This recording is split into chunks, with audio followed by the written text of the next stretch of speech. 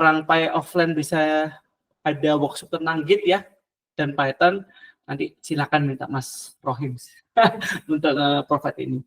Harapannya adalah yang di sini di expose dulu tentang Git. Oke, nah kita masukin pertama tentang penguatan software engineering di dalam Python. Ada yang tahu? Ada yang nggak tahu PEP 8? Atau udah tahu semua? Aku yakin Mas Novel, belum. Ada yang tahu nggak? Belum. Oke, banyak kan? Baru tahu hari ini. Nah, jadi kalau kita menggunakan Python atau coding Python, itu sebenarnya ada format dan linting. Format dan linting itu apa? Bagaimana kita menulis kode Python dengan baik. Jadi kalau kita akses website-nya, di sini. Itu adalah di sini dikasih tahu perkara indentation, kemudian berapa panjang line-nya, ada blank line-nya gimana. Jadi semua hal yang berkaitan dengan penulisan Python itu semua ditulis. Dan kalau kalian mau bekerja dengan secara profesional, itu harus menggunakan yang namanya referensi PEP 8 ini. PEP 8 ini udah established sudah lama gitu kan ya. PEP itu kepanjangan dari Python Enhancement Proposals. Jadi ini dari tahun 2001 bagaimana menulis Python dengan baik. Yang nulis adalah Guido van Rossum. Nah, kalau di dalam Visual Studio Code, aku balik lagi ke ini ya. Di dalam Visual Studio Code itu sudah ada formattingnya. Nah, sudah ada formattingnya. Jadi kalau kamu mau menggunakan formatting dan linting di Visual Studio Code itu bisa langsung diinstal. Nah, kalau secara manual itu gimana, Mas? Jadi dia akan seperti ini. Sebentar. Aku coba share yang entire screen dulu. Oke. Nah, jadi aku sudah kasih repository Git-nya ya di sini. Nah, ini ada beberapa folder dan ini ada 8. Nah, ini adalah contoh dua function yang dia itu tidak sesuai dengan PEP 8. Jadi yang ini tuh salah, yang ini tuh benar. Dan ini cara penggunaan ini itu sudah tertulis di PEP 8. Tapi Mas, kalau kita ngapalin semuanya pusing dong. Iya. Makanya kita ada beberapa tools kayak di Visual Studio Code yang otomatis memberikan correctness. Contohnya di sini adalah linting di atas bahwa kamu nge-import sesuatu, kalau nggak diakses dia akan kasih hint atau petunjuk di sana. Nah, di dalam penggunaan Python itu ada beberapa tools yang kita bisa lakukan agar ini otomatis bisa bagus.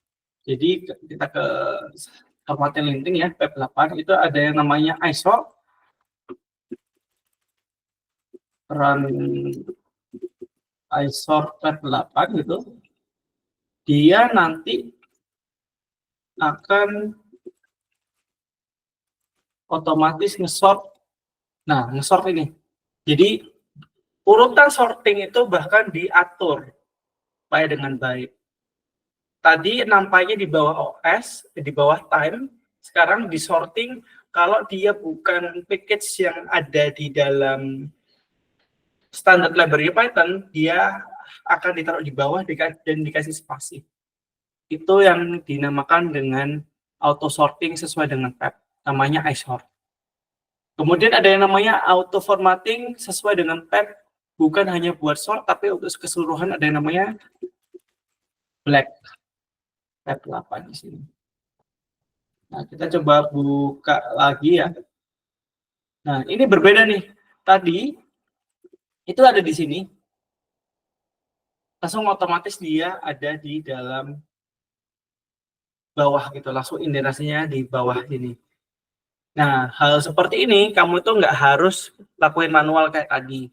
Jadi kalau kita balikin, nah kalau di Vim aku, kalau kita langsung save, itu otomatis dia bergerak ke bawah. Nah, ini sama aja kalau kamu menggunakan VS Code, itu beberapa tools yang tadi, nah di sini ada black formatter gitu kan, ini formatting gitu kan ya. ada Pylint, ada Flick 8. Jadi kalau kamu nggak ngeset kodemu secara rapi, itu kamu akan dianggap tidak profesional dalam menggunakan Python. Itu adalah pandangan software engineering secara umum ya, kalau kamu pengen punya standar yang tinggi di level internasional. Itu dulu. Jadi kalau yang baru dengar hari ini, silakan tambahkan formatting dan linting yang ada di dalam Visual Studio Code. Harusnya di Google Colab itu otomatis. Kayaknya sih otomatis ya. Jadi kalau kamu enter ya otomatis nginden gitu kan ya. Kalau kamu tidak sesuai nanti dia akan ada formattingnya sendiri. Kebetulan aku juga udah nggak explore lama tentang Google Colab. Yang pertama tentang kode formatting dan linting. Yang kedua adalah kalau kita ngomong OOP, jadi aku mau tanya nih, merasa jago tentang OOP? Cuman ngerti mas, jago belum. Cuman ngerti, jago belum ya. Ada yang pernah kerjain pakai OOP atau functional programming di kerjaan atau di sehari-hari? Saya pernah sih mas dulu. Bukan dulu, baru tadi banget itu belajar di ngotak-ngatik database. Iya. Apa? Nah, pemahaman tentang apa sih gunanya OOP dan functional programming? Sebenarnya kalau kamu mau bikin kode dari atas sampai bawah itu ya nggak ada masalah. Gitu. Tapi sebenarnya OOP dan functional programming itu khususnya untuk mengabstraksi supaya kode kita itu bisa gampang di-manage. Sederhananya itu ya. Jadi aku nggak bakal bahas ini inheritance, ini adalah polymorphism. Aku nggak bakal bahas itu di sini. Nah, apa hubungannya dengan data scientist? Sebenarnya kita itu bisa merepresentasikan pekerjaan sehari-hari di dunia data, komputasi maupun seorang researcher ke dalam bentuk OOP maupun functional programming. Nah, ini aku langsung ambil contoh dulu waktu masih kerjain skripsi. Jadi kan ada yang skripsi itu tadi ada yang lagi ngerjain tesis S2 ya. Nah, kalau ini jadi ini bisa diakses sebenarnya di repository ITS. Cari aja judulnya kriptografi kurva elliptik di Feynman untuk proses enkripsi dekripsi citra digital. Nah, salah satu yang cara kita untuk meningkatkan kualitas kode itu adalah dengan menerapkan beberapa abstraksi itu. Kalau misalkan ada persamaan ini, persamaan kurva elliptik y kuadrat sama dengan x pangkat 3 plus ax plus b. Secara umum, kalau mau ditulis di Python, itu pasti adalah kamu langsung bikin function, nggak sampai function deh, bikin langsung equal biasanya. Jadi nanti di akar gitu kan ya, di akar y sama dengan di akar kemudian x-nya di ini di eksponen x bintang-bintang 3 gitu kan ya, ditambah ax plus b. Itu biasanya pikiran orang yang berdasarkan oke, aku berangkat dari komputasi dan belajar. Dan MATLAB pun juga kalau mau bikin notasi persamaannya itu ya seperti itu. Nah, gimana caranya seorang software engineer merepresentasikan ini? Caranya adalah seperti ini. Jadi kita bikin kelasnya elliptic curve dan kita bisa init bahwa hasil dari itu adalah ada A, B inputnya. Kemudian kita bisa tahu ada yang namanya persamaan diskriminannya, kemudian kita ada tahu apakah kurva itu smooth atau tidak gitu kan ya. Apakah titik itu berada dalam kurva yang ada di sana. Nah, ini bisa direpresentasikan jadi sebuah kelas. Dan biasanya kita bisa lakukan hal ini sehari-hari. Dan fun fact, di Python semua itu adalah objek. Jadi mau kamu tipe datanya string, integer, float yang sudah kalian pelajari itu semuanya adalah objek. Objek itu berangkat dari kelas. Sehingga memahami OOP itu jadi hal yang penting. Nah, aku yakin kalau yang belajar Python, belajar kelas, ini udah ngerti apa belum? Mungkin ini itu adalah konstruktor ya, kita ngomong tentang dalamnya ini ya, OOP. Tapi yang aku yakin belum familiar dengan yang underscore str underscore equal. Ada yang tahu nggak? Atau Rahim tahu nggak underscore str underscore equal, tahu nggak? Rahim. kayak kelas di dalam itu bukan Mas? Kayak misalnya kan kita punya list gitu, terus kan nanti ada kayak underscore kelas, terus underscore lagi, kayak gitu bukan maksudnya? Nah, bukan. Jadi memang ini ada materi tersendiri yang bakal membahas tentang bagaimana kelas bekerja di dalam Python. Kita langsung coba ke dalam code-nya aja ya, biar aku bisa visualisasikan di sini. Oh, present entire screen dulu. Nah, di dalam ini udah ya, kita exit, kita coba OOP di sini. Nah, ini kalau kita ke 2 ya, kemudian kita katakan jalankan Python di sini. Itu kan nama filenya adalah OOP ya, jadi from OOP import elliptic curve. Nah, kita bisa, aku ada script example-nya itu adalah membuat kurvanya. Nah, ini adalah A sama B-nya nilainya berapa.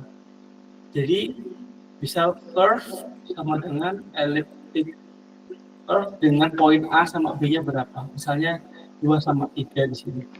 Nah, ini bisa dikasih tahu bahwa tadi kan ya kita bikin curve 2 sama dengan elliptic curve 3, kita samain dulu, kita bedain lah 3,4 di sana. Nah, yang string ini itu adalah representasi stringnya kalau kamu print. Jadi kalau di print dia bentuknya kayak gini. Jadi kayak persamaan gitu. Kalau kamu nggak mendefinisikan ini di dalam kelas, ini nggak muncul. Jadi kalau misalnya perkara objek simple gitu kan ya, misalkan bikin kelas yang simple gitu, kelas tes kita panggil tes sama dengan tes gini. Kalau kita print tes, nah bentuknya kayak gini. Ini adalah objek dari kelas tes. Tapi kalau kita definisikan str, itu kita bisa representasi stringnya. Nah, kalau yang EQ itu apa? EQ adalah equal. Jadi, kita tuh bisa menggunakan function magic. Curve 1 apakah sama dengan curve 2? False, karena ini 2,3 sama 3,4 beda. Kalau kita bikin curve 3, dengan elliptic curve-nya 2,3, kemudian kita bandingkan dengan curve 3, itu true. Jadi, kenapa jadinya Python itu sangat presif ya ketika menggunakan NumPy. Jadi, bayangin NumPy kalau kamu nge-compare 2 array, itu sebenarnya dia ada pengecekan di equal kayak gini. Nah, ini aku bisa dibilang untuk teman-teman yang baru belajar Python di bidang komputasi data science, mungkin jatuhnya ini belum urgent dulu pemahamannya. Tapi kalau kamu mau meningkatkan skill atau mau pengen kayak teman-teman yang kabur aja dulu gitu, pengen kerja di luar negeri gitu kan ya, pemahaman tentang software engineering di Python itu penting. Jadi itu tentang kelas ya. Ini definisi bagaimana kita mampu merepresentasi dari sebuah persamaan matematika ke dalam suatu kelas di Python. Kalau fungsional mungkin aku nggak akan bahas lama, tapi ada teknik functional programming yang kita bisa lakukan ke dalam Python. Nah, kalau kita jalankan ya di sini, run Python script. Nah, ini kalau OOP yang ini, kalau yang ini harusnya bukan O, ya, yang aku kayaknya nggak nyiapin yang fungsional, tapi yang kita pelajari tentang OOP di sini adalah satu, kalau kamu buat kelas atau function itu harus ada dokumentasi kayak gini. Nah, ini adalah best practice di software engineering. Namanya docstring kalau di dalam Python di sana. Jadi pengenalan aja nih tentang bagaimana OOP dan functional programming itu bisa sebagai teknik software engineering untuk menyelesaikan masalah yang ada di dalam data science maupun komputasi di sana. Ada pertanyaan tentang OOP sama functional programming? Masa ini harus dipelajari nggak? Jawabannya adalah tergantung kalau kamu pengen belajar agar jadi yang jago apa enggak. Mungkin Halo. Mas Nova dulu, maaf Mas. Mungkin kalau menurut aku sih kalau belajar OOP itu kan masih belum saya pelajari. Siapa tahu aku bisa hubungkan ini OOP dan functional programming ke NLP. Nah aku sih baru ini saya bukan jago di intermediate sama advanced sih. Aku masih basic dan harus banyak belajar. Kan saya rata-rata itu kan kalau mahasiswa S2 kan biar informatika, AI dan sebagainya itu rata-rata mereka itu bukan menganggap dirinya sok jago di kalau dikuasai OOP dan functional programming. Mereka itu harus dievaluasi dulu. Baru kalau merasa gak jago ya berarti dirinya bukan ini jagonya di advanced sama intermediate. Harusnya balik lagi ke beginner, harus diulang lagi. Dari saya. Aku langsung nanggepin ya Mas Novel ya. Jadi konteksnya adalah ketika kita belajar OOP. Jadi referensi aku bilang jago itu adalah as a software engineering gitu kan ya. Bagaimana kita mampu membuat software kita itu digunakan banyak orang. Terlepas nanti teman-teman S2 bisa OOP atau mengkolaborasikan. Jadi sebenarnya bukan dikaitkan secara langsung di NLP-nya enggak. Tapi Mas Novel harus membedakan komputasi dan software engineering. Apakah di dalam pemahaman NLP itu harus disertakan OOP? Jawabannya enggak. Tidak sama sekali. Kamu bisa mengerti dan menggunakan apa yang kamu pelajari, mengimport library yang sudah ada, menyelesaikan tesis di dalam kuliah kamu, tanpa ada OOP sama functional programming. Tapi pertanyaannya adalah kalau kamu hanya bisa komputasi, berarti fokusmu hanya bisa ke dalam akademik di Indonesia. Jadi critical point-nya bukan jago apa enggak. Kalau kamu mau lulus S2 sebagai dosen, enggak ada masalah. Tidak mengkaitkan ini dengan OOP dan functional programming. Tapi kalau kamu mau masuk industri, mau nggak mau kamu harus belajar tentang teknik software engineering. Jadi intinya di situ. Kita lanjut ke Mas Aldora dulu ya. Tadi ada mau tanya? Ya Mas, kebetulan kemarin saya sempat bikin yang ini ya karena apa ya, pokoknya buat bikin database. Itu kan memang baru bener-bener pakai OOP. Nah, akhirnya setelah nengok kodenya Mas Doni yang bisa saya bilang lebih bersih gitu kan, pertanyaan saya jadi ada nih, maksudnya harus seberapa banyak nih kita mecah sebuah apa ya OOP sampai bisa dianggap udah cukup bagus gitu, karena kan ada yang mecahinnya sampai bener-bener ngitung ini terus nanti ngitung masuk ke kelas lagi, mungkin di inherit bla bla bla segala macem gitu. Ya. Gimana Mas? Kalau kita ada dua aspek nih Mas Aldora. Satu adalah kalau kamu yang baru belajar, udah semua dibikin kelas juga gak ada masalah.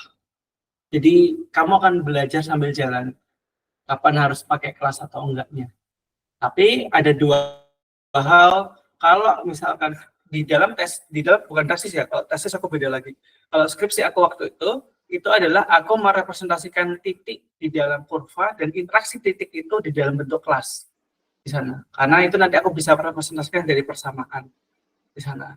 Jadi biasanya adalah representasi dari suatu yang ingin kamu representasikan. Kalau di level back-end atau di dalam yang berhubungan database, itu nanti ada materinya sendiri. Misalkan kalau kamu mau bikin sistem informasi untuk meminjam kelas gitu kan ya. Biasanya yang dibikin kelas itu adalah usernya, ruangannya gitu kan ya, bookingnya, itu kelas sendiri-sendiri, terus nanti kamu kaitkan sehingga menjadi database yang baik. Karena kelasnya UML-nya akan merepresentasikan data di dalam database. Jadi menurutku untuk Mas Aldora, kalau lagi belajar database, biasakan untuk belajar merepresentasikan aktor-aktor mana aja, user ataupun objek mana aja yang bisa dibikin kelas atau database-nya di sana. Ada yang mau ditanyain nggak? Atau belum jelas? Berarti kalau misalnya kayak gitu, berarti pembuatan WML untuk bukan cuma untuk database ya, tapi Mas berarti untuk apapun lah yang berhubungan sama OOP berarti itu penting dong? Jawabannya adalah biasakan untuk membantu mendesain dulu. Jadi as a software engineer, sebagai orang yang kita mengerjakan pekerjaan kita di rekayasa perangkat lunak, itu jangan langsung coding biasanya. Kamu plan dulu kamu mau bikin apa. Kalau OOP kebanyakan dari UML-nya dulu. Iya. Kalau kamu mau buat sistem, kamu buat class diagramnya dulu. Kemudian IRD-nya di sana. Nah, itu nanti yang bisa kamu generate untuk jadi kode di dalam Python situ. Sekarang mungkin adanya AI membantu kamu untuk mendesain bagaimana IRD atau kelas diagram yang baik. Jadi jawabannya, apakah harus selalu pakai plan dulu? Kalau di industri ya. Jadi kalau di beberapa tim yang aku lihat, sebelum bikin back end itu ya, sebelum bikin sistem, itu harus bikin IRD-nya dulu, Mas Aldora. Iya, Jadi nggak coding dulu. Tapi kalau dalam proses belajar ya nggak apa-apa, bikin dulu implementasi. Implementasi dulu juga nggak apa-apa. Referensiku adalah coba untuk belajar bisa online course ataupun buku Python. Karena benar untuk ngedefine yang baik itu gimana misalnya. Untuk materi. Makasih Mas Doni. Yuk, sama-sama kita lanjut dulu ya sini. Jadi tentang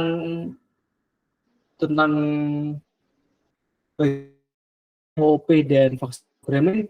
Nah, yang ini biasanya juga jarang banget digunakan, yaitu adalah try except berhubungan dengan error logging dan debugging. Aku coba untuk kasih tahu. Aku sekarang share screen apa aku di slide ya. Coba untuk present something else antara screen ya. Di dalam sini. Nah, pertanyaan pertamanya adalah ada try except simple. Siapa yang di sini pakai try except untuk sehari-hari? Atau ada yang pernah? Baru kemarin Mas. Tapi cuma sampai except. Baru kemarin. Nggak lebih. Oke, nggak apa-apa. Gunanya apa sih try except gitu kan ya? Kalau kita lihat di sebentar. Kalau kita lihat, kita balik ke folder.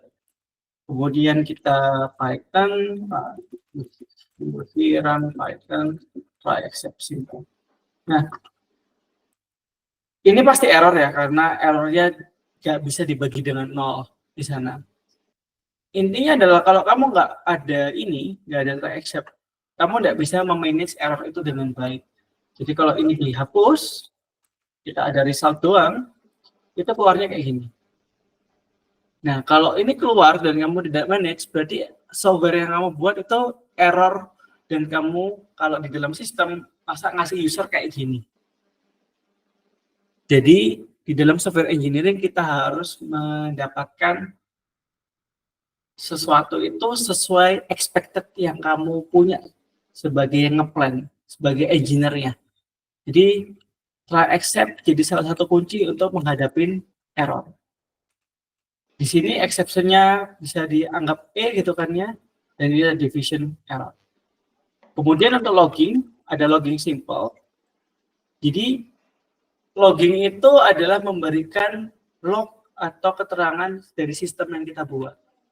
Ini simple banget ya, jadi konfigurasi basic config.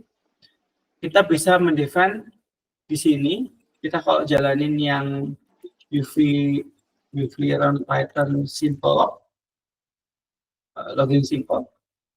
Nah, ini jatuhnya adalah kita tahu bahwa ini kapan di runningnya, siapa usernya, ini info, apa message-nya. Kalau yang belajar back-end dan database suatu saat akan harus belajar tentang logging. Jadi itu tentang loggingnya. Nah, untuk debugging, ada yang simple, namanya PDB, Python Debugger. Kalau di dalam VS Code itu, aku kasih contohnya. Jadi kita itu bisa, kalau jalanin kan kita tinggal jalanin nih. Bisa run, run biasa ya. Run Python file gitu.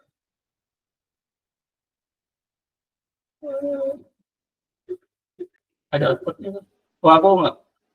Nah, ini 16. Jadi dia jalanin terminal kita dengan pencet play gini. Nah, yang nama debugging kita tuh bisa berhentikan di sini. Kemudian kita jalan debuggernya. Jadi apa itu debugging? Kita bisa berhenti di dalam code line itu dan kita coba untuk mainan apa yang ada di sana. Nah, ini menggunakan VS Code ya. Contohnya di sini ada kita berhenti ditambah, kita bisa majuin 1. Nah, kita tahu bahwa walaupun kodenya belum kelar semua, ini tahu bahwa tambah 3 tambah 5 itu sama dengan kita tahu bahwa variabel tambah itu kita bisa akses. Jujur, secara personal, aku nggak pakai VS Code, jadi aku jarang banget untuk bisa mengeksplor ini. Jadi aku serahkan ke teman-teman kalau yang pakai VS Code tentang eksplorasi di debuggernya. Tapi karena aku pakai Vim, aku akan kasih tahu caranya. Di sini ada import PDB, ada set trace. Kalau kita jalankan, pipe run Python simple PDB simple. Nah, dia itu berhenti di dalam sini. Jadi dia tuh jalan di sini. Kalau kita pencet, kita kan enter, dia langsung ke next. Dia berada di line ini. Kita end lagi, dia di dalam kali di sini. Nah, berarti kalau di dalam kali aku bisa akses yang namanya tambah. Oh, tambah itu 8.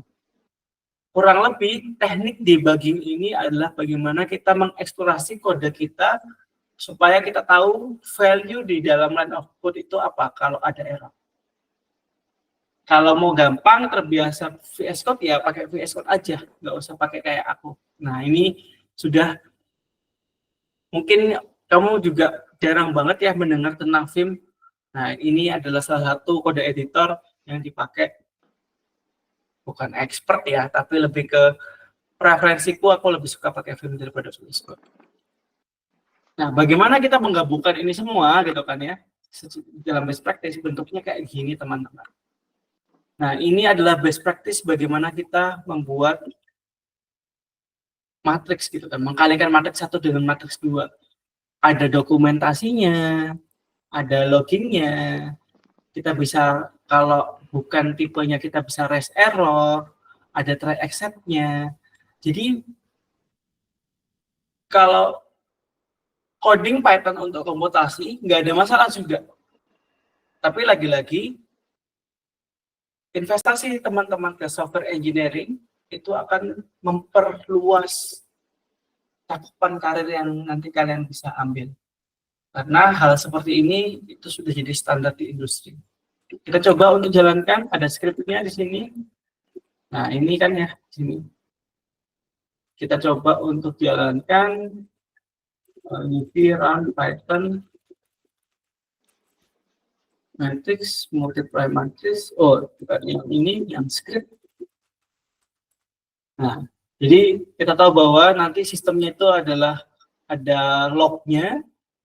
Ini adalah hasil perkalian. Nah, kalau error, dia kasih tahu bahwa ini adalah error. Ini bentuk errornya. Ini manage errornya, ini adalah errornya. Jadi, biasanya di dalam satu sistem itu punya logging dan punya error management di sana. Ada pertanyaan tentang error debugging ini? Jadi ini pengenalan aja ya. Jadi aku belum ada waktu untuk beneran ada workshop di sini. Tapi at least kalian bisa memikirkan bahwa oh, nanti aku bisa revisit ini di kemudian hari. Ada yang mau bertanya?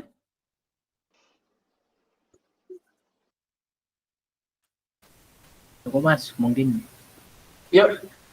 Cukup jelas Siapa? maksudnya. Saya biasa. Oh, Biasa Oh, kalau dari saya udah cukup, Mas. Oke, kita lanjut dulu ya. Nah, terakhir yang di industri, bukan terakhir, kayaknya terakhir ya di dalam industri itu adalah menggunakan testing. Apapun yang kita gunakan, apapun yang kita bikin fungsinya, itu kita harus tes. Dan ini nanti aku kasih demonya di dalam GitHub. Bagaimana tes itu berjalan setiap pull request di sana.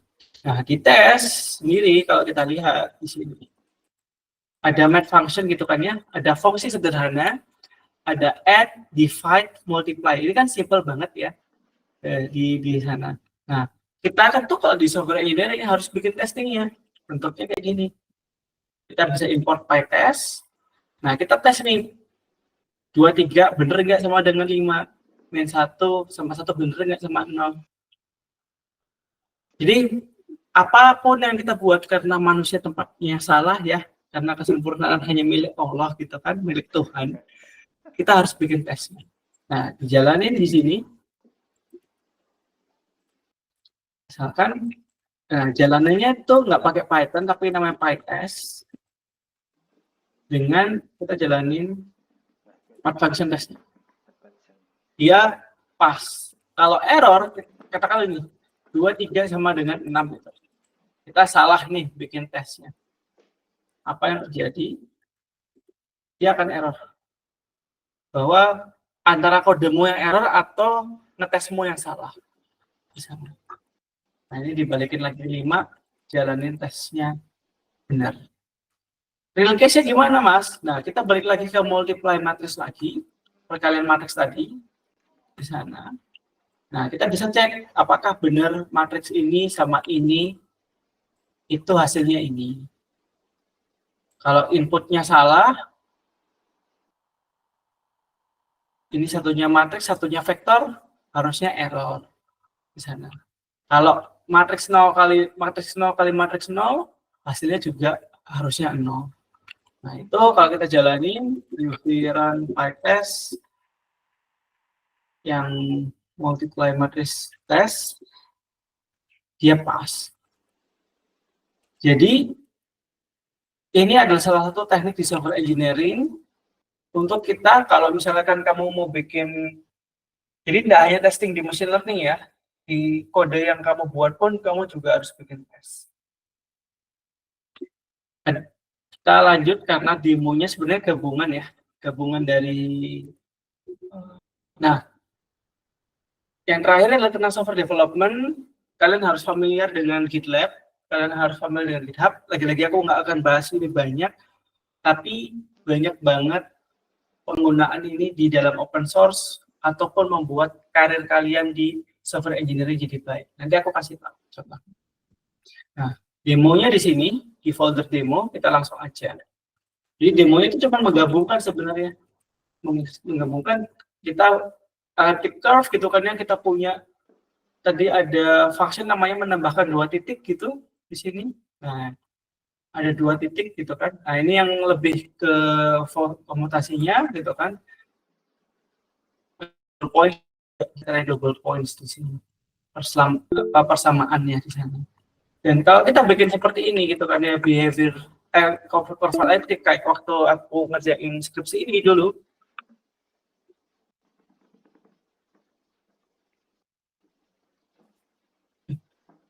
Ini skripsi ini dulu itu harus dibuatkan tes. Bener nggak ini equal gitu kan ya? Bener nggak representasinya gimana? Kalau dikali gimana? Kalau di double gimana? Dan ini bisa di tes semuanya di dalam satu project, di dalam rootnya, UV run PyTest buat jalanin semua. Kita bisa tahu bahwa tes di folder 4 sama 5 itu pas semua.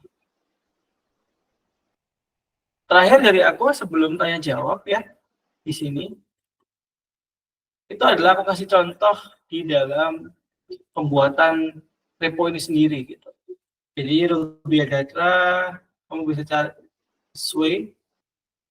Nah ini, jadi aku kalau mau lihat, nah ini ada ya, ini readme-nya ya. Kalau kamu belum tahu UV itu apa, nah ini mungkin belum pernah. Biasanya kalau install itu pip install requirement txt ini pakai UV, itu silahkan dicek sendiri. Tapi kalau dilihat di sini commitku sudah sesuai conventional commit ya, nggak aneh-aneh. Dan ada yang namanya pull request di sini. Jadi disinilah software engineering itu bekerja. Ketika ada file changes-nya berubah, ada tambahan baru, dia otomatis jalanin tes. Nah, tesnya ini udah ada di pull request. Jadi bayangin kalau misalnya kamu bekerja dalam tim, misalnya yang di perusahaan yang aku lead di sini, kalau ada fitur baru itu harus ada tesnya. Dan setiap menawarkan suatu perubahan di merge request atau pull request itu akan jalanin tes seperti ini. Jadi kalau dilihat dia jalanin PyTest. Nah, sama nih jalanin berhasil 100%. Kalau tesnya fail, kita tidak bisa nge-merge commit yang kita buat ke branch utamanya. Jadi aku mungkin hanya bisa jelasin secara sederhana ya untuk saat ini. Karena ini topiknya mungkin lumayan jauh bagi teman-teman yang baru belajar.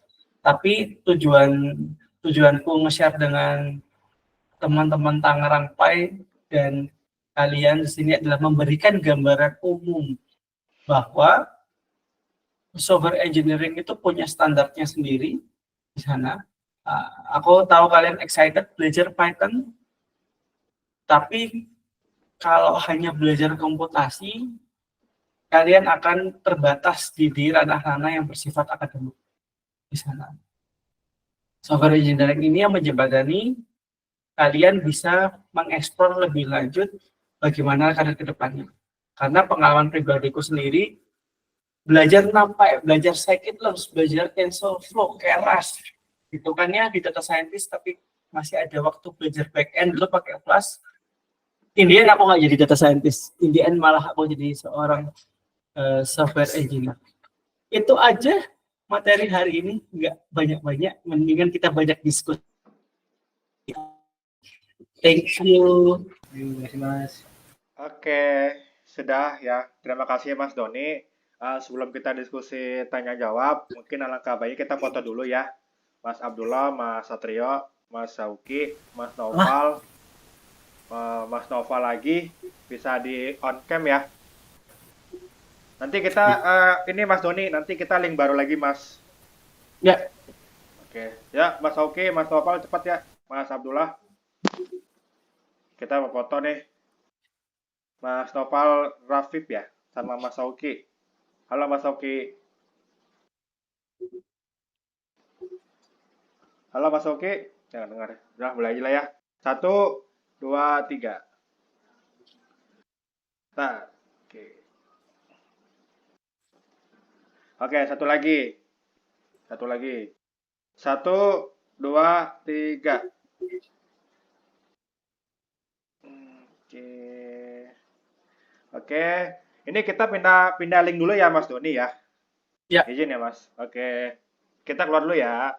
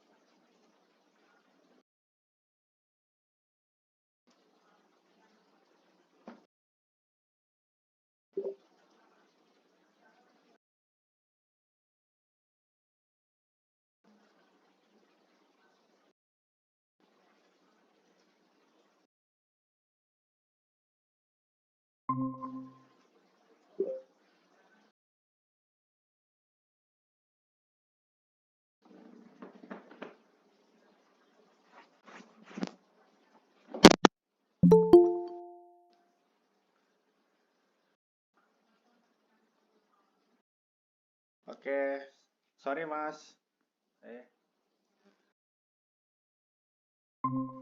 Oke, sorry ya lama-lama, sorry. Connecting. Connect. Sorry ya. Makasih tadi atas pematerinya Mas Doni. Nanti kalau misalnya mau workshop, insya Allah Tangerang Pai kalau untuk space insya Allah udah ada Mas. Tinggal Mas Doni aja berkenan atau tidak gitu ya. Kalau untuk offline, tapi kalau untuk online masih mikir dulu Mas. Karena kayak Meet aja masih belum valid. Tapi kalau untuk offline insya Allah bisa Mas. Insya Allah ada kok space-nya. Ya waktu aku main ke Jakarta aja deh nanti.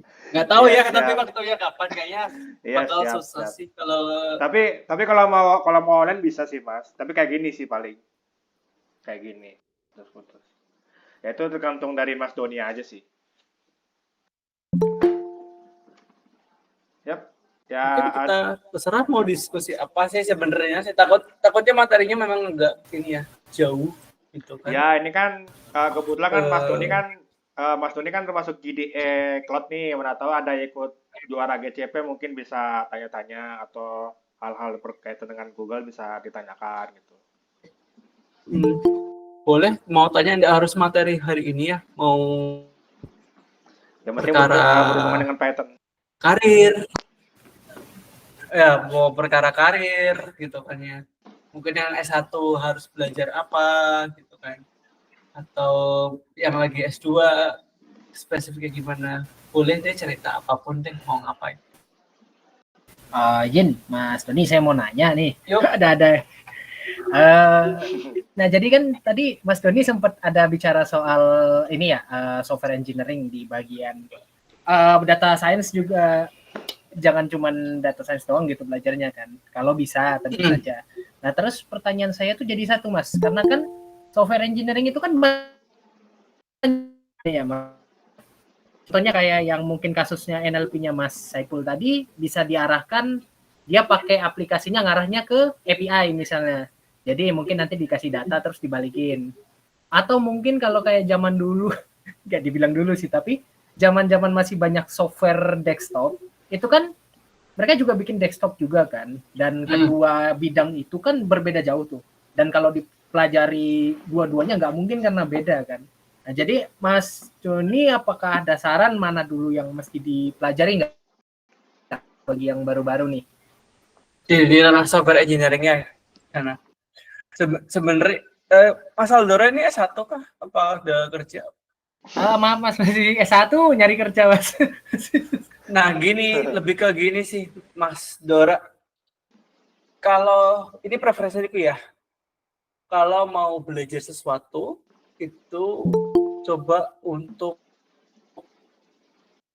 utamakan tujuannya dulu yang ada.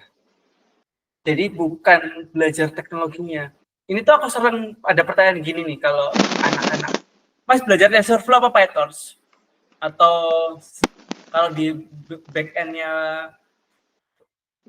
Python, Mas belajar Flash atau Fast API? Kalau anak web, Mas belajar React apa? Vue. Mas belajar PHP atau JavaScript? Itu adalah pertanyaan yang kurang tepat sebenarnya. Lebih ke arah tujuanmu apa? Bagaimana menentukan tujuan? Misalnya nih Aldora, panggilannya apa sih? Aldora boleh Aldora Mas, ya. udah sering dipanggil gitu kok. Lagi cari kerja kan ya? Iya masih Mas. Oke. Nah sekarang dari pernah nggak nyari kerjaan, kemudian kamu lihat requirement secara mendalam? Kebetulan pernah sih. Pernah sih. Nah, apakah yang kamu pelajari itu mendukung dengan tujuan itu dulu? Iya. Contoh gini, kamu mau misal gini, yang lagi ngetren nih, DeepSeek sama OpenAI ya. Kalau kita ngomong Python pasti sangat relevan ya kita ngomong OpenAI sama DeepSeek atau Gemini di sana. Kamu mau buat aplikasi yang mengintegrasikan Gemini terus bikin AI agent gitu kan. Katakanlah AI agent gitu. Kalau aku ngomong AI agent semoga bisa dibayangkan. Kamu mau bikin AI agent untuk memesan booking travel, tapi kamu bikinnya itu pakai prompt. Aku mau dia pesenin mau healing nih gitu kan, mau healing, kasih aku rekomendasi di daerah Jawa Timur yang dekat pantai. Gitu kan. Berarti kamu harus bikin backend API gitu kan. Terus kamu harus koneksi dengan OpenAI. Kemudian kamu harus melakukan banyak hal untuk bisa menghasilkan bahwa pada akhirnya itu ke booking dengan sempurna. Kalau tujuanmu hanya mau untuk bikin portfolio project, oke, nggak ada masalah. Tapi kalau tujuanmu untuk bisa menggait orang, aku sebagai user melihat portofolionya Aldora, bagus nggak komposisi codingnya, bagus nggak abstraksinya, dia bikin tes apa enggak di sana. Nah, itu jadi pembeda sebenarnya. Karena pada akhirnya sekarang data scientist atau machine learning gitu kan ya, akan lebih banyak orang yang mampu mengimplementasikan integrasi dengan OpenAI, sadly. Ya nggak sih? Iya Mas, kebanyakan gitu Iya. sekarang karena udah ada yang jago. Iya. Kamu udah lagi nggak dilihat, bisa nggak import scikit-learn kemudian bikin testing, validate testing, kemudian bikin cut, cross, aku udah lupa loh. Cross validation. Default validation. Gak ada yang nyari kerjaan kayak gitu. Siapa yang membayar kamu? Iya kan? Iya nggak? Iya Mas, iya Mas. Berarti kan industri lebih membutuhkan orang engineer yang mampu mengintegrasikan OpenAI ataupun AI supaya mempermudah hidupnya atau membantu membuat sistem yang sudah ada dan integrasi dengan OpenAI. Jadi jujur aja di Zero One Group itu kami lagi ngerjakan 3 AI related. Satu, kita bikin AI assistant yang otomatis mampu nge-summarize, misalnya ada satu aplikasi untuk sebagai customer relation management, tahu penjualan hari itu berapa, gimana strateginya, itu langsung terintegrasi di dalam sistem chat dan lihat dashboardnya otomatis. Apakah yang bikin integrasi itu ngerti tentang bagaimana KNN bekerja? Sebenarnya enggak. Jadi ada layer di atasnya sebagai engineer di sana. Sehingga pada akhirnya pekerjaan sekarang itu sangat adaptif kan ya. Jadi nggak perlu lagi, apakah perlu untuk sebagai ilmu? Pasti jawabannya perlu. Kalau orang cuma bisa integrasikan doang, ngerti nggak apa yang diintegrasiin? Gimana nggak cara kerjanya LLM? Embedding itu gimana prosesnya? Apakah itu perlu? Jawabannya perlu. Tahu bahwa halu LLM, kamu tahu apa yang bisa dilakukan? Ya nggak? Nah, kalau halu, kalau fine tuning mahal, pakai RAG. Nah, konteks-konteksnya kayak gini. Jadi perlu nggak? Apakah perlu mas?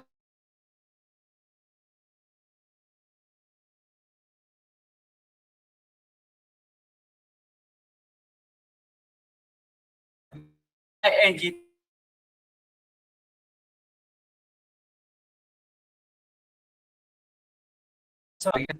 portofolio di sana. Kalau as a data scientist, kamu harus cari referensi data scientistnya di mana. Kalau kamu misalnya di perusahaan besar gitu ya, unicorn gitu, atau badan usaha milik Jarum, tahu nggak? Kayak tiket.com, Blibli. Tahu kan ya? Di sana. Iya. Musuhmu siapa? Musuhmu banyak gitu loh. Di sana. Berapa persen peluangnya kamu bisa dapat untuk bisa lolos dari sana?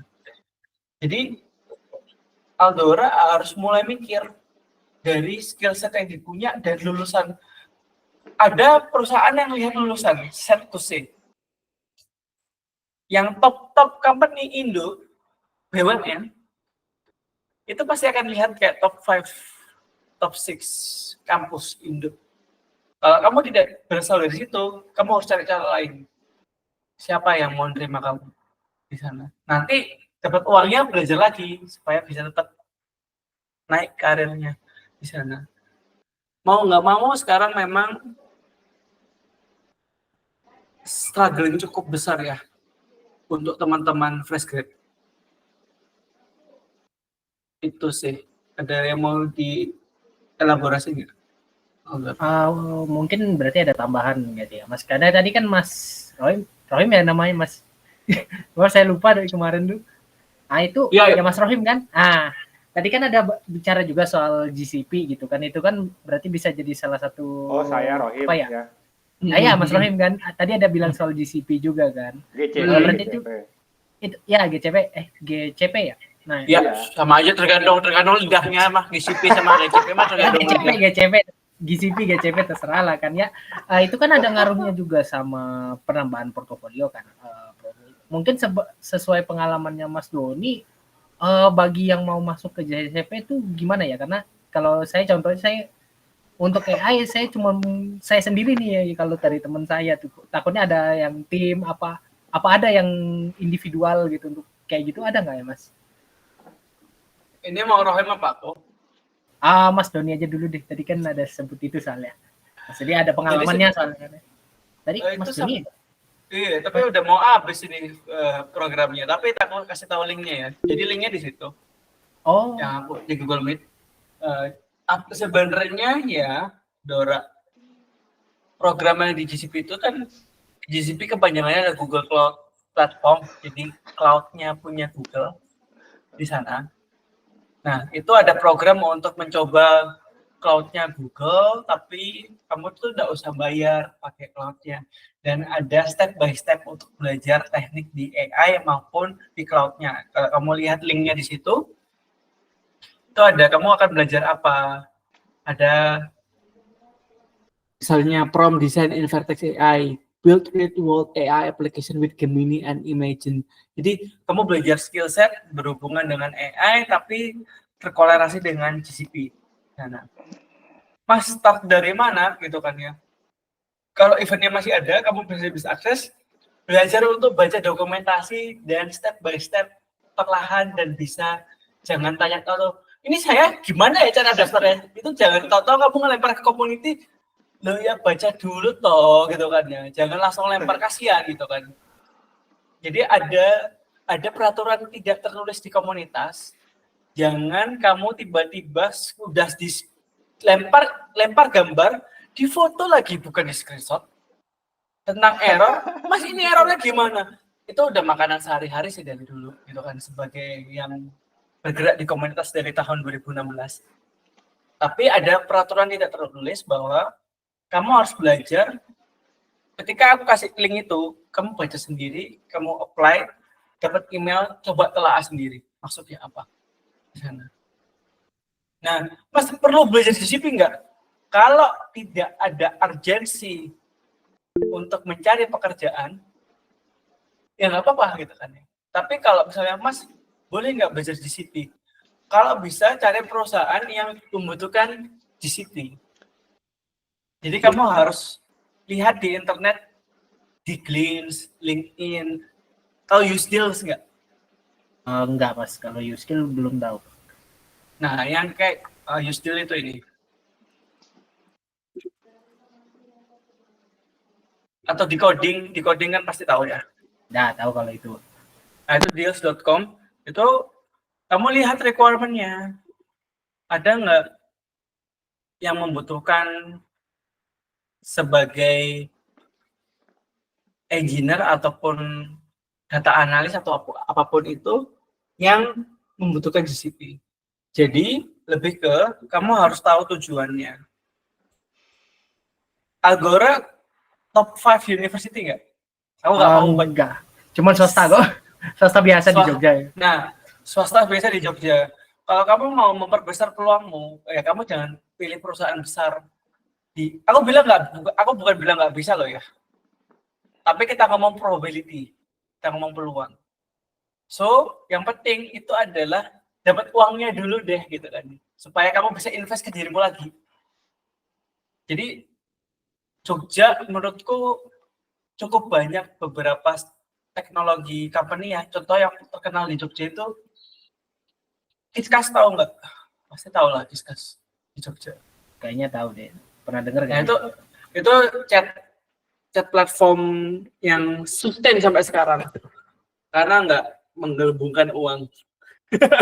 Tidak menggelembungkan uang dana venture capital gitu kan ya. Jadi dia muter dari penjualannya sendiri. Coba kalau mau sih ada nggak software agency di software consultant di Jogja.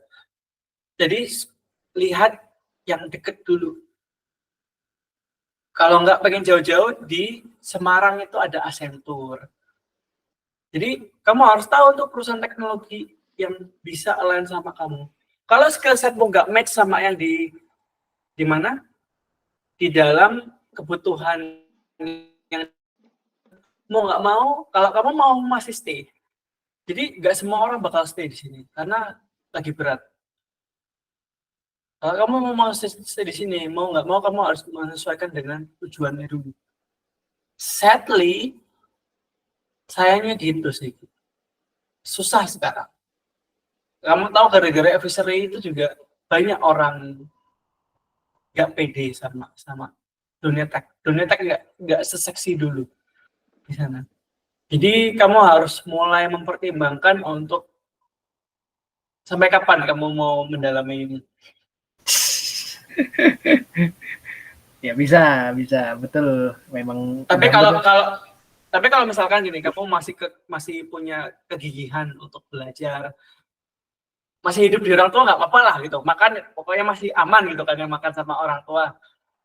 Berarti mau nggak mau satu-satunya cara, Pak, kamu ngedrill dari 24 jam, kayak kamu tuh 18 jam itu ngedrill sesuatu yang bakal menuju kamu ke tujuan. Karena nggak ada cara lain.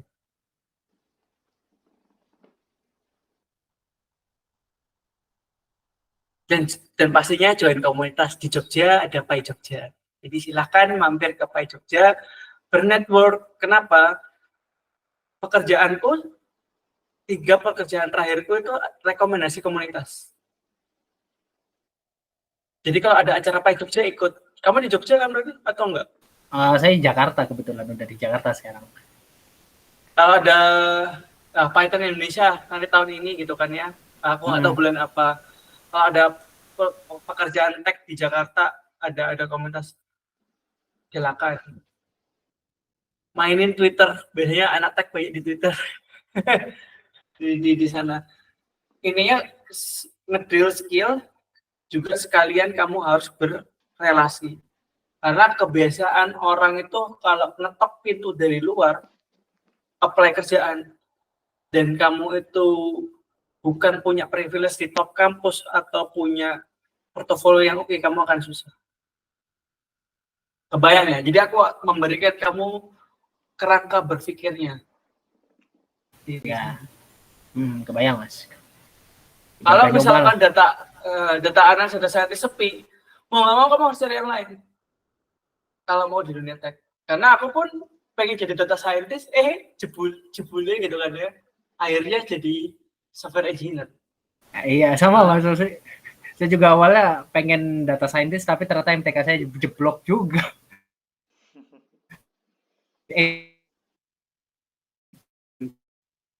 Yang harus. Oke. Thank you, Dora. Makasih mas. Yuk. Ya silakan. Ini manggilnya apa? Nemesis Ruko. Rio, Pak. Oh, Rio. Oke. Boleh, Pak ya. Silakan. Ini masuk ya audionya ya, Pak ya? Masuk. Oke. Dong mas, kalau pakai video mas, pengen lihat. Nah ini agak loading tadi kameranya. Ya. Ini siapa aja ya Pak ya? Pak Doni, Mas siapa tadi lupa namanya Mas Tangerang, Mas Rohim ya, Mas Eri atau siapa aja ini. Mau nanya ya, saya ini kan Udah kalau tadi ngomongin tujuan, kalau tujuan saya tuh udah jelas nih pengen jadi software engineer tapi yang bisa integrasi sama AI, LLM gitu ya sekarang. Ya. Mau pakai yang apa buat gambar gitu, analisis gambar gitu atau ML yang lainnya gitulah. Nah, ini kan saya udah ada portofolio Pak sebelumnya kayak bikin app semacam kayak Google Form, tapi dia bisa diakses offline. Ya. Nah, dia juga nge-generate formnya itu pakai JSON, jadi dia di-render nanti JSON-nya. Nah, JSON-nya ini dibikinnya pakai ChatGPT. Jadi dia suruh Fahmi aja format JSON-nya ini di-generate, udah jadi, lalu kita simpan di dalam file, nanti filenya dikirim ke server, di server disimpan, nanti dikembaliin ke front end-nya tinggal di-render pakai JavaScript. Ya. Oke, itu kan sedikit-sedikit lah sebelum baru tahun kemarin saya bikin itu. Nah, itu agak udah emang udah niatnya mau ke integrasi sama AI. Nah, cuman yang dibingungin tuh itu udah ada sih Pak. Maksudnya itu udah dipakai buat survei pemilu gitu dan udah kepakai. Cuman next project-nya tuh buat integrasi lagi tuh apa gitu. Terus kan saya buat bekerja nih kalau kemarin tuh freelance aja. Ini requirement-nya tuh kayaknya agak macem-macem gitu. Ada yang harus bisa Excel, tapi dia nyebutin di sini butuh LLM juga. Gimana ini tuh ya? Jadinya tuh saya bingung ini. Maksudnya mau gimana? Mau jadi Superman atau gimana gitu, Pak? Mohon kasih masukan buat bikin project yang bagus gitu. Terima kasih, Pak. Oke. Aku mau nanggepin yang ini dulu, Mas Rio. Rio ya? Iya, Pak. Sekarang freelance, masih kebanyakan freelance. Sekarang kuliah freelance juga, iya. Wah, kuliahnya di mana? Di Jakarta, di Depok, tapi bukan Unip yang kuning itu. Oh iya, bukan yang kuning itu ya pokoknya ya. Bukan. Apa informatika, teknologi informasi, sistem informasi cuman dari SMK RPL Pak, jadi kayaknya udah nggak aneh kalau buat hal-hal seperti itu.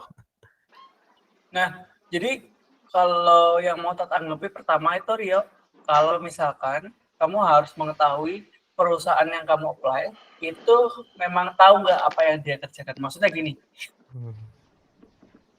kalau perusahaannya sifatnya butuh Excel atau butuh Excel terus butuh LLM, itu perusahaan apa, tahu nggak? Nah itu saya juga udah baca deskripsinya, udah aduh kayaknya nggak ini deh, nggak masuk kayaknya. Kalau yang nggak masuk udah biarin aja gitu kan ya. Aku bisa kasih gambaran umum ya. Jadi ada kurang lebih tipe perusahaan di Indonesia itu 3. Yang pertama itu adalah startup dan unicorn-nya yang lagi down banget sekarang gitu kan ya. Mau startup, intinya perusahaan yang mempunyai venture capital, jadi didanain sama investor. Dan itu biasanya berhubungan dengan teknologi. Mas, apakah ada perusahaan yang masih oke? Masih ada, oke, nggak ada masalah. Yang penting kamu fokusnya adalah mencari pengalaman. Nah, itu yang pertama. Jadi kebanyakan perusahaan teknologi ini udah tahu tuh mau ngapain kerjaannya. Jadi misalkan kemarin aku di-approach, ditawarin jadi salah satu timnya di Sawit Pro namanya. Di Sawit Pro, cari aja sendiri Sawit Pro itu apa. Jadi dia tuh sistem untuk menghubungkan petani sawit dan kawan-kawannya. Nah itu akan jelas kebutuhannya. Kayak apa sambil share ya, biar enak. Oke. Apa Mas? Share aja Mas. Jadi aku coba share ini Sawit Pro kemarin di approach. Dan ini mau backend ya yang nah ini ada AI engineer nih, mumpung ada AI engineer kita lihat coba. Nah ini kamu bisa lihat bahwa ini lumayan cukup jelas ya. STEM gitu kan ya, Master of PhD preferred, berarti kamu susah masuk jadi. Udah skip. Udah skip gitu kan ya. minimum 3 tahun. Ya ini bisa diperdebatkan lah 3 tahunnya itu dari mana. Nah, Python, Kotlin, Java, oke gitu kan ada Python. Nah, pernah spesi atau TensorFlow spesi ini NLP untuk kebutuhan NLP di sana. Nah, computer vision gini kan ya. Ada tahu Cloud Platform, AWS, Azure, GCP. Oh, waduh. Desain. Nah, berarti kalau kamu merasa dari let's say di bawah 70% kamu nggak yakin, udah jangan apply. Iya betul. Karena ini bukan buat kamu gitu kan ya. Iya. Di sana. Kita coba ambil contoh, ada nggak yang lebih tidak susah? Katakanlah yang back end aja lah ya. Ya yang back end Pak, yang Back end, tapi ini senior, tapi kita lihat aja deh. oke. Gue kan, nah paling kan ini bachelor degree, lo ada Git, ada database mungkin kalau nggak MySQL atau Postgre kan. Nah, Golang kamu pakai Golang apa enggak? Nah ini kalau senior ya lebih dari 4 tahun gitu kan di sana. Jadi tahu nggak Open API? Nah, ini kan experience design Open API. Berarti kan kamu punya pengalaman tuh di sana. Nah, jadi lagi-lagi cara membaca requirement itu adalah kamu lihat 70% kamu masuk apa enggak. Kalau di atas 70% apply aja di sana. Kalau di bawah 70%, mah ngapain gitu kan. Karena kamu kan cuman jadi antrian doang. Iya, betul. Di sana. Jadi itu perusahaan yang pertama. Perusahaan yang kedua itu adalah software agency atau konsultan kayak perusahaan yang lagi aku lead. Jadi Zero One Group itu ada software agency, remote semua nih timnya. Paling jauh di barat Medan, paling jauh di timur itu di Nusa Tenggara. Jadi ada di Kalimantan, Sulawesi, Jawa. Kami itu timnya ada front end, back end-nya ada AI-nya sekarang, gitu, integrasi AI-nya. Tapi kita nge-hiring AI, kita nge-hiring back end. Karena ngajarin orang AI untuk integrasi gampang. Ada infrastruktur di situ. Nah ini juga di Jakarta dan Jabodetabek itu banyak banget software consultant nih, agensi. Cari aja software consultant agency. Nah itu lebih gampang masuknya. Karena yang jago-jago itu masuk yang ke ini, ke yang tinggi-tinggi gitu kan. Dan biasanya yang punya pendidikan bagus. Yang terakhir itu adalah BUMN. Ini lebih susah lagi. BUMN lebih susah lagi. Susah. Susah. Dora udah ngalamin itu susahnya di Telkom ngeri, Mas. Nah, Ngeri di Telkom kemarin. Nah, jadi tinggal di ada lagi sebenarnya. Beneran kamu full time freelance kayak Upwork atau yang luar negeri sekalian atau kabur aja dulu gitu kan. Waduh. Nah, tapi kan kalau kita mau kabur aja dulu bahasa Inggris. Kamu jago. Ya kan? kabur bisa bahasa Inggris nggak ya Pak ya? Iya, makanya. Kabur tapi nggak bisa bahasa Inggris percuma gitu kan ya. Iya. Nah, opsimu cuma tinggal ini doang. Nah, kalau kamu ngejarnya yang terlalu tinggi gitu kan ya, itu akan susah. Jadi, freelance kamu udah ke-expose lah ya di sana. Berarti kurang apa? Belajar bahasa Inggris. Iya. Lebih gampang lah.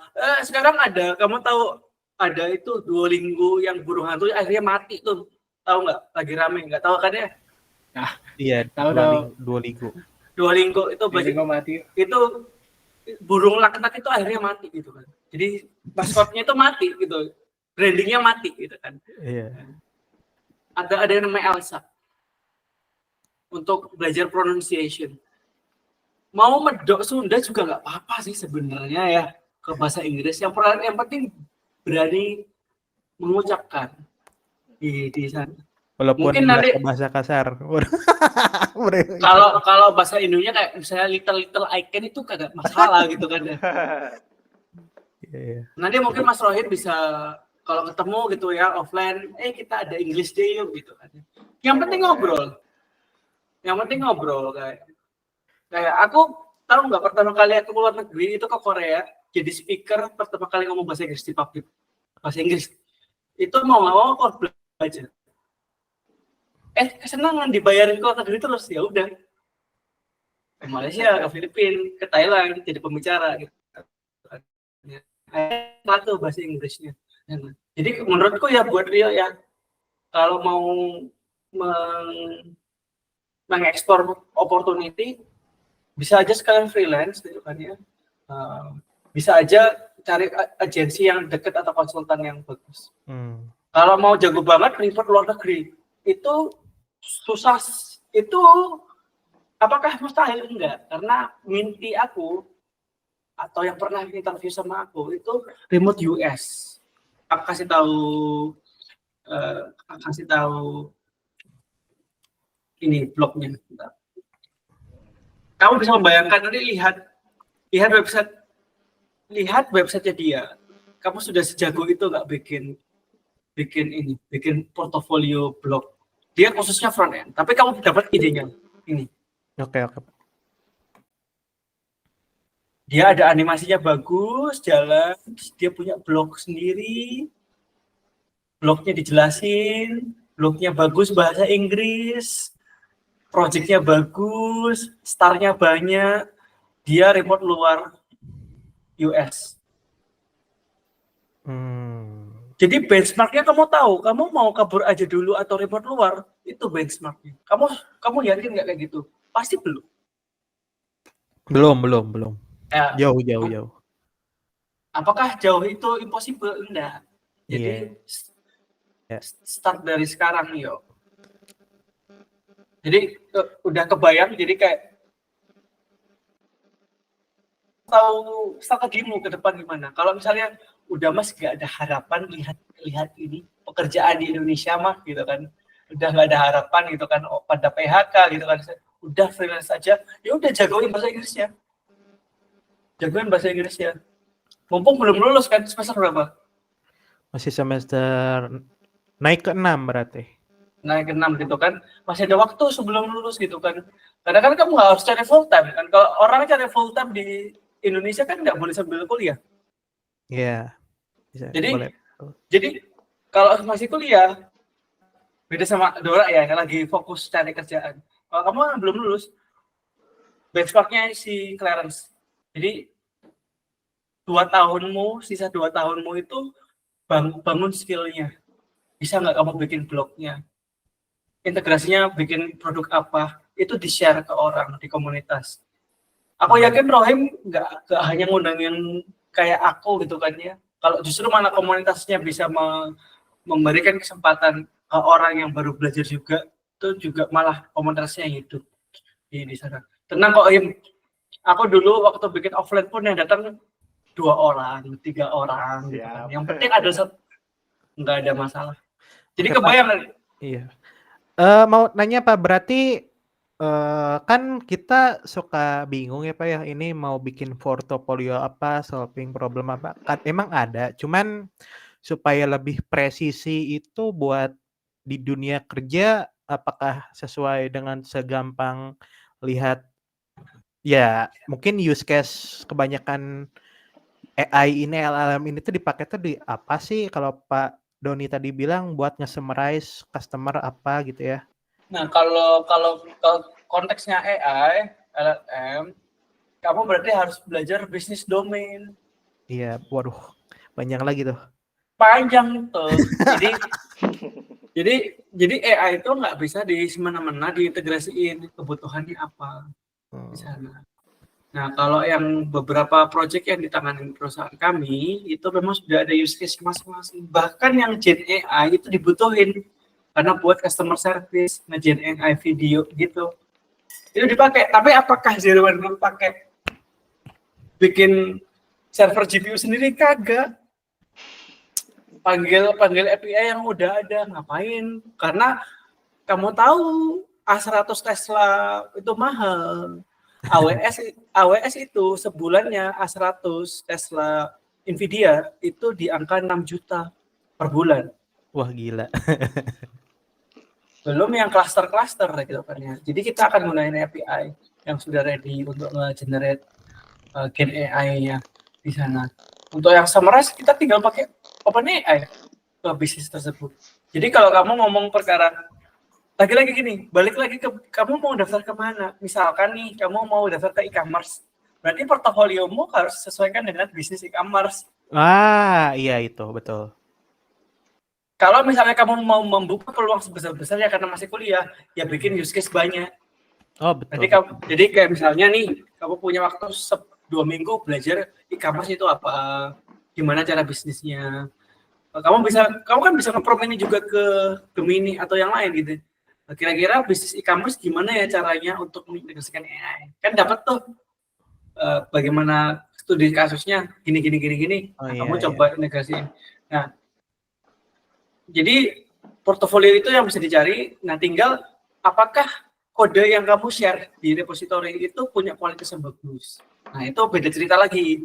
Udah ada tesnya belum gitu kan, udah pakai OOP belum di sana.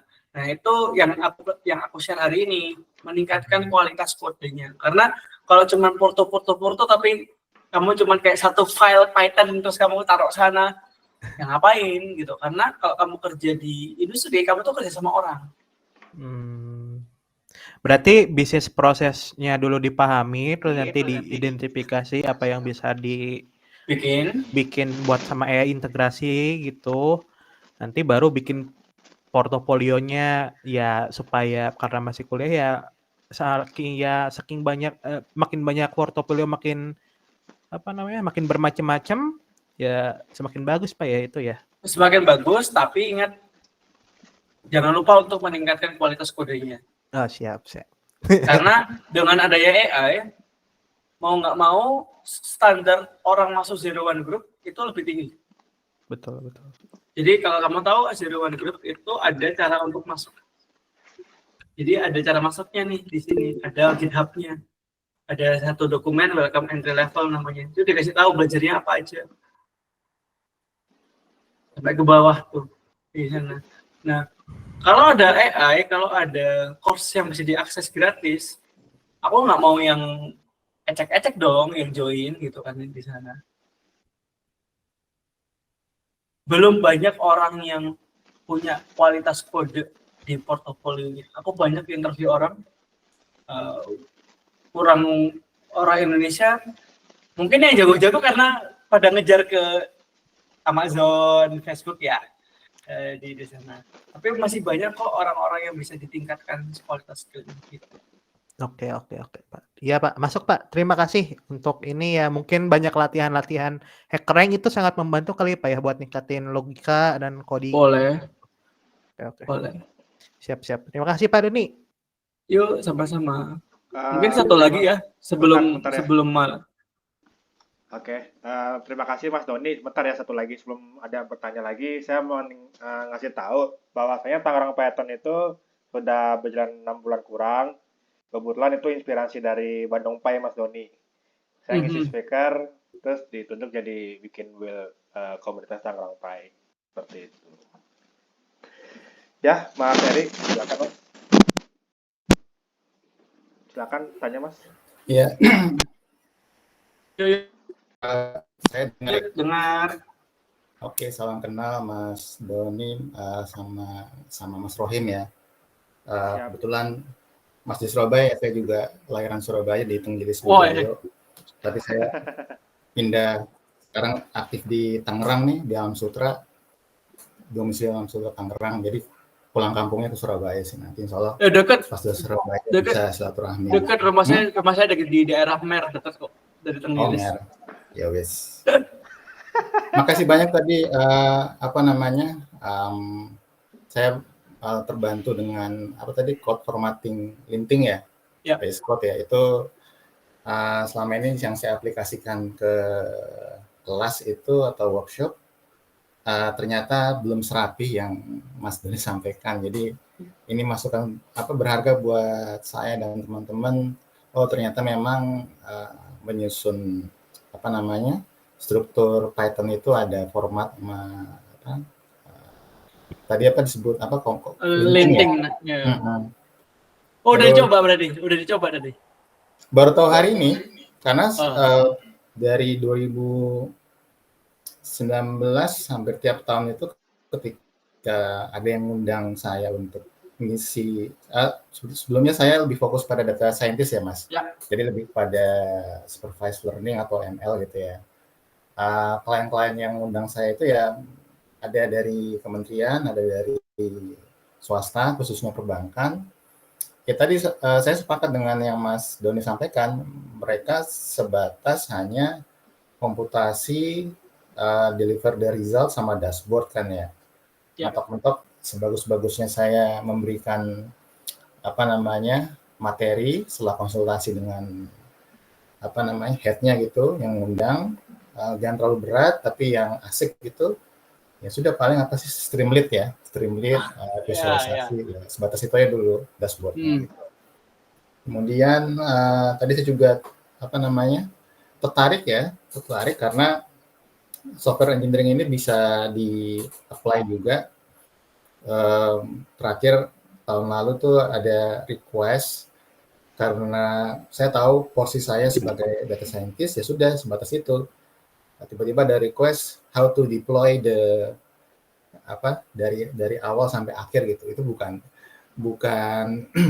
saya bilangnya sama klien ya bukan kapasitas saya gitu, tapi karena saya melihat Mas Doni lumayan bagus materinya, jadi saya lebih tertarik untuk belajar lebih jauh tadi ya, dari materi-materinya terkait dari apa tadi ada Nvim ya, saya juga baru tahu itu hari ini kan. Nvim ternyata ada IDE baru lagi kan, itu menarik untuk dieksplor gitu kan. Kebetulan background saya bukan IT Mas Doni dan Mas Rohim, saya S1 Ekonomi Manajemen, S2-nya kajian ekonomi syariah, S3-nya sama juga kajian ekonomi syariah gitu. Jadi lebih kepada apa namanya perbankan syariah gitu. Nah, kalau tadi melihat diskusi dengan Mas Aldora sama Mas Roy tadi ya benar tadi yang disampaikan oleh Mas Doni, fokus saja sama bangun portofolio ya. Pilih salah satu yang memang Anda itu excited sih intinya, excited. Nanti pekerjaan akan datang sendiri, yaitu buat dua sisi ya, artinya antara pekerjaan Anda sendiri atau Anda mencoba meng-apply tadi itu menarik tuh ada di Sawit Pro ya, dan itu ternyata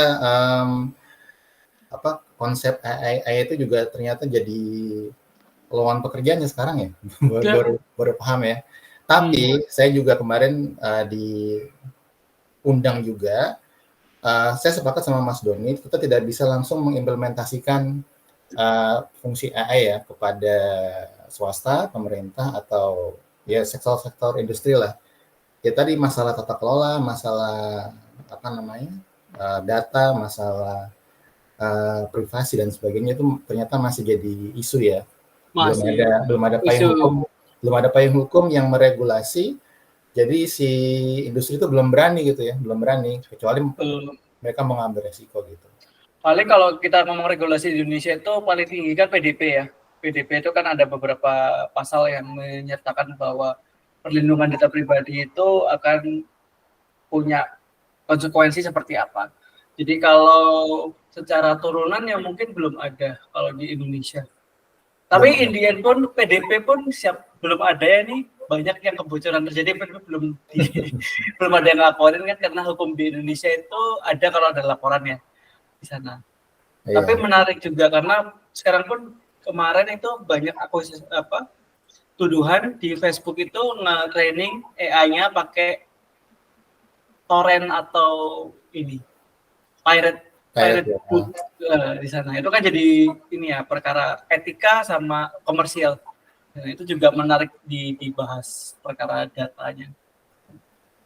Ya sih, dari saya cukup itu. Saya hanya mengucapkan terima kasih atas ilmunya dan sharing materinya, bermanfaat buat kita semua itu aja. Mas Rohim, sampai ketemu nanti sama-sama di Tangerang ini. Siap Mas Heri, Pak dosen. Ya untuk Mas, aku panggilnya Mas aja ya, Mas Heri. Biar masih muda. Aku udah lihat LinkedIn-nya sih Mas Heri, lihat Mas Heri gitu kan. Itu memang kalau perkara finance ya, sebenarnya Python juga banyak banget perkara finance-nya. Ada financial theory with Python, ada banyak lah bisa ekspornya. Dan aku sih harap Mas Eri bisa bawa itu mungkin di PyCon tahun ini ya di Jakarta gitu kan. Ada perspektif tentang financial syariah gitu, apa kayak yang bisa di-share di mengenai Python. Ditunggu ya. Tadi ya domain bisnisnya ya. Iya, karena itu kan cukup menarik ya, dan Indonesia kan sangat cocok ya kalau kita ngomong sehari banyak marketnya cukup luas di Indonesia. Mungkin bisa membahas itu di PyCon tahun ini di Jakarta. Ya, insya Allah. Baik. Oke. Paling itu Udah aja. cukup. Sudah cukup, Mas Heri, Mas Doni? Ya, cukup. Oke. Tapi sebelum ke PyCon ID, Mas Heri speaker di sini dulu ya. Itu di Tangerang Python dulu lah. Iya, baru Iya, ke juga baru PyCon- tahu di PyCon Tangerang kan ID. baru buka ya 2003 ya. Tapi itu di PyCon Python Indonesia, Python Indonesia lagi buka open speaker tuh si Dima itu di Telegram Python Indonesia, mungkin daftar aja. Siapa tahu dapat. Iya, dekat kan dari Alam Tapi Sutra. kalau KBS. PK-nya saya nggak tahu tanggal berapa dari Dima, dari Oke, paham. pengurusnya. Nah, jadi untuk teman-teman kalau ada yang mengadakan speaker untuk tertarik jadi speaker di Tangerang Py siap ya, mau offline mau online boleh. Kalau offline tuh kita tempatnya di NutriHub Serpong. Kalau dari stasiun Cisauk. Kalau nggak masalah event Google Developer Group Jakarta itu kemarin eventnya di Kibik, nah itu dekat situ. Nah, kalau kita speakernya di situ. Ini lain ada yang mau tanya lagi nggak nih? Ini tinggal 15 menit lagi sih. Cukup lah. Udah mau jam Cukup 10 ya. juga. Iya, Mas Doninya udah kemalaman nih. Nah, Iya. nih terakhir dari saya, kalau teman-teman ke Surabaya, kalau ada event Surabaya Pi atau Google Developer Group Surabaya sama Google Developer Group Cloud Surabaya, insya Allah Mas Doni speakernya gitu yang bawa acaranya. Ya nggak mesti sih, tapi ya paling terkoneksi lah. Iya, kemarin yang untuk Google Cloud, yang Google juga Mas Saiful, Mas Doni, Saiful Rahman, Google Cloud Champion Innovator. Itu kemarin bawa materi kemarin. Nah ini insya Allah saya lagi prospek Mas Alvin Prayuda nih mau jadi speaker. Oh iya, orang-orang Google kan ya, avokat kan ya. Iya, EA Mas, EA. Ini teman-teman nggak ada mau nanya tentang cloud nih. Kebetulan Mas Doni jago cloud loh ini. Udah cukup lah. Cukup lah ya. Di ini aja di Telegram kalau ada yang mau tanya. Di Telegram ya. Mudah-mudahan Mas Doni bisa berkenan jadi speaker lagi ya Mas. Kalau mau workshop online silakan. Kalau mau speaker silakan. Tapi ya itu kami untuk sekarang untuk Tangerang Python untuk pengurus masih saya sendiri Mas. Belum kemarin ada tapi pada keluar gitu kan. Alasannya working lah gitu. Jadi, untuk Tangerang saya saya yang ngurusnya tapi ya slow aja gitu. Tapi di Tangerang tuh ya ada webinar online offline atau meet up itu kayak sering diskusi gini ya. Itu offline sama online. Awalnya kan kita kan masih online terus tapi alhamdulillah sekarang kita sudah bisa offline. Ya, saya sekali lagi terima kasih buat Mas Doni udah membawakan materi speaker. Ya, mudah-mudahan Mas Doni nggak kapok. Ya, teman-teman, Mas Nemesis, Mas Eri, Mas Sauki, Mas Abdullah, terima kasih banyak. Untuk dokumentasinya, Mas Doni untuk sertifikatnya nanti saya buat ya Mas. Nanti saya lagi saya buat. Cuma itu aja. Kalau offline sih saya sih bisa kasih sesuatu. Karena online gimana kasih sesuatu gitu ya Mas Heri kalau bisa ntar jadi speaker ya Mas online nggak apa-apa Mas atau Mas Nemesis, Mas Abdullah, Mas Oki yang pemula nggak apa-apa kok, kita Python itu saling belajar gitu, nggak harus expert, nggak harus apa gitu, itu aja. Satu lagi teman-teman kalau ada ikut event tadi yang saya bilang Surabaya Pi di Surabaya, kalau lagi ke Surabaya bisa kunjungi ke Google GDG Cloud sama GDG Surabaya sama Surabaya Pi ya Mas ya. Nah itu aja dari saya. Makasih, mohon maaf kalau ada kesalahan dari saya dan Tangerang Pi. Terima kasih Mas Doni semuanya. Wassalamualaikum warahmatullahi wabarakatuh. Waalaikumsalam warahmatullahi wabarakatuh.